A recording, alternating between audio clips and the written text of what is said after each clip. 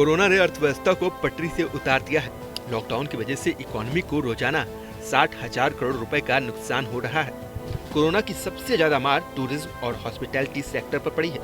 Care ratings की report के मुताबिक भारत की टूरिज्म इंडस्ट्री को 2020 में 1.25 ट्रिलियन के रेवेन्यू का घाटा हो सकता है।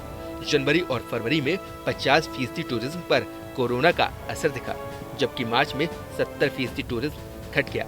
अप्रैल जून के दौरान भारतीय टूरिज्म इंडस्ट्री को 69,600 करोड़ रुपए के राजस्व के नुकसान होने की उम्मीद लग रही है। इन आंकड़ों से साबित होता है कि कोरोना ने ट्रेवल और टूरिज्म इंडस्ट्री की कमर तोड़ दी है। आने वाले महीनों में भी इस सेक्टर पर कोरोना का असर जारी रहेगा, क्योंकि लॉकडाउन पूरी तरह खुलने के बाद भी लोग घूमने फिरने से बचेंगे।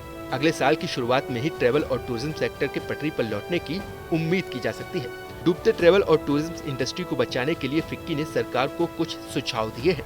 ट्रेवल और हॉस्पिटैलिटी इंडस्ट्री को 1 साल का मॉरेटोरियम दिया जाए। Working capital, principal, interest payments, loans and overdraft के लिए मॉरेटोरियम मिले। 5 साल के लिए ब्याज मुक्त कर दिया जाए। 1 साल की लाइसेंस फीस, प्रॉपर्टी टैक्स और एक्साइज ड्यूटी माफ की जाए। LTA पर टैक्स छूट बढ़ाई जाए ताकि लोग ज्यादा से ज्यादा ट्रेवल करें। अगले 1 साल के लिए टूरिज्म इंडस्ट्री को प्रायोरिटी पर रखा जाए। कोरोना का असर ट्रेवल एजेंसियों पर भी पड़ा है। कोरोना संकट की वजह से कई ट्रेवल एजेंसियों पर ताला लग सकता है। हजारों लोगों की नौकरियां जा सकती हैं। ऐसे में फिक्की ने ट्रेवल एजेंसियों के रिवाइवल के लिए भी सुझाव दिए हैं।